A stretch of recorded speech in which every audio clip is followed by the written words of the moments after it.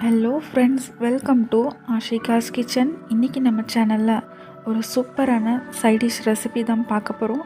So வீடியோவை skip பண்ணாமல் ஃபுல்லாக பாருங்கள். வாங்க இப்போ எப்படி செய்யலாங்கிறத வீடியோக்குள்ளே போய் பார்க்கலாம். குக்கர் நல்லா ஹீட் ஆனதும் இதில் 4 ஸ்பூன் ஆயில் சேர்த்துக்கோங்க. ஆயில் நல்லா ஹீட் ஆனதும் இதில் எடுத்து வச்சுருக்க கரம் மசாலா, அதாவது பட்டை வகை சேர்த்துக்கலாம். ஒரு பிரியாணி இலை, 2 பட்டை, 2 ஏலக்காய், கடல்பாசி, ஒரு மராட்டி மொக்கு, 2 லவங்கம், 1/4 ஸ்பூன் சோம்பு. இது எல்லாத்தையும் எண்ணெயில் நல்லா வாசனை வர வரைக்கும் நல்லா பொரிச்சிக்கலாம்.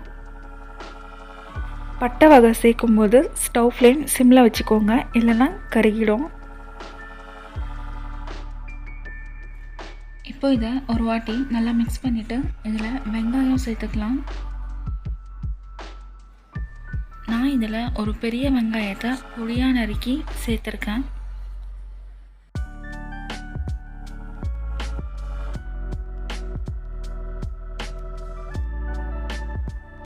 வெங்காயம் சேர்த்ததுக்கப்புறம் நல்லா ஒரு வாட்டி மிக்ஸ் பண்ணிக்கலாம்.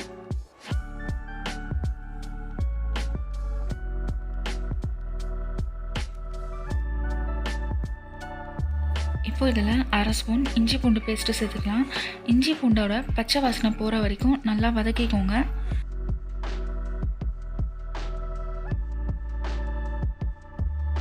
பாருங்கள், இந்த அளவுக்கு நல்லா வதங்கி வந்திருக்கு. இப்போ இது கூட ஒரு மீடியம் சைஸ் தக்காளி பொடியாக நறுக்கியிருக்கேன், அதை இது கூட சேர்த்து நல்லா வதக்கிக்கலாம்.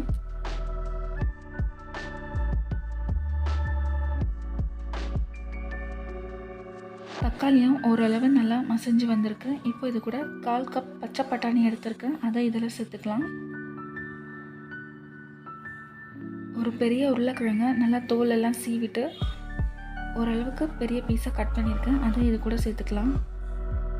நான் இன்றைக்கி பச்சை பட்டாணி உருளைக்கிழங்கு எடுத்திருக்கேன். நீங்கள் கேரட், பீன்ஸ், காலிஃப்ளவர், மஷ்ரூம், பன்னீர் இது எது வேணுமோ சேர்த்துக்கலாம். இப்போ இதில் இருக்க பச்சை வாசனை போகிற வரைக்கும் நல்லா ஒரு வாட்டி வதக்கிக்கலாம். இப்போது குருமாக்கு நல்லா டேஸ்ட் தரக்கூடிய முக்கியமான 3 பொருள் தான் பார்க்க போகிறோம். 1 தேங்காய், 1/4 மூடி தேங்காய் எடுத்திருக்கேன், 1 ஸ்பூன் உடச்ச கடலை, 1/2 ஸ்பூன் கசகசா. இப்போது இதை எல்லாத்தையும் தண்ணி ஊற்றி நல்லா நைஸாக அரைச்சி எடுத்துக்கலாம். எடுத்து வச்சுருக்க மசாலா 1 பை 1 சேர்த்துக்கலாம். 1/2 ஸ்பூன் உப்பு,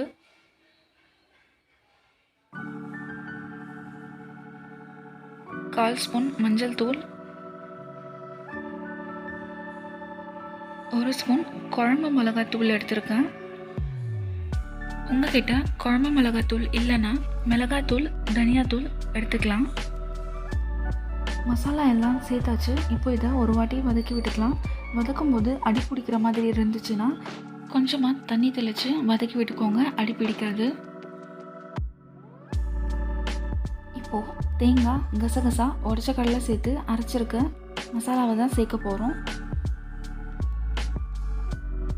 தேங்காய் கூட உடச்ச கடலை, கசகசா கண்டிப்பாக சேர்த்தே ஆகணும், அதுதான் நல்லா டேஸ்ட் கொடுக்கும்.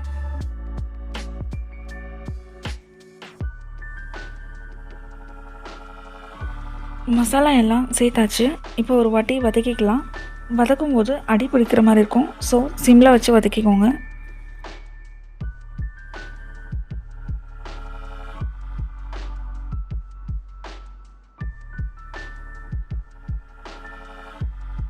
இப்போ இதில் தண்ணி சேர்த்துக்கலாம். நான் மசாலா அரைக்கும் போது ஜார் அலசின தண்ணி 1 கப் இருக்குது, அதை சேர்த்துக்கிறேன்.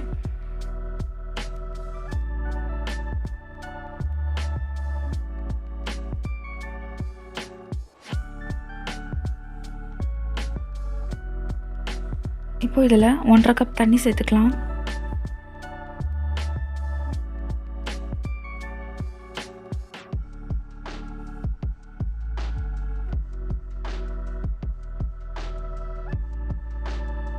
இப்போ ஒரு வாட்டி நல்லா மிக்ஸ் பண்ணிவிட்டு 3 விசில் விட்டுக்கலாம்.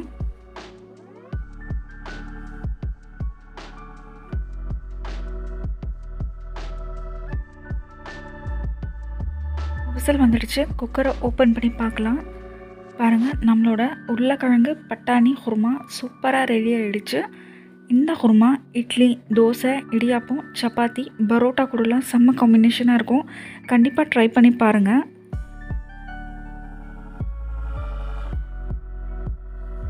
ஃபைனலாக இதில் கொத்தமல்லி சேர்த்துக்கலாம். கொத்தமல்லியை சாதாரணமாக நினச்சிடாதீங்க. இந்த ரெசிப்பியை நெக்ஸ்ட் லெவலுக்கு கொண்டு போகிறது கொத்தமல்லி தான். ஸோ கொத்தமல்லியை கண்டிப்பாக சேர்த்துக்கோங்க. பாருங்கள், நம்மளோட பட்டாணி உருளைக்கிழங்கு குருமா ரெடி ஆகிடுச்சு. கண்டிப்பாக இந்த ரெசிப்பியை ட்ரை பண்ணி பாருங்கள். இந்த ரெசிபி உங்களுக்கு பிடிச்சிருந்தா லைக் பண்ணுங்கள், ஷேர் பண்ணுங்கள், கமெண்ட் பண்ணுங்கள். நம்ம சேனலுக்கு இது வரைக்கும் சப்ஸ்கிரைப் பண்ணலாம், சப்ஸ்கிரைப் பண்ணிக்கோங்க. பக்கத்தில் இருக்க பெல் ஐக்கானை கிளிக் பண்ணிக்கோங்க. தேங்க்யூ.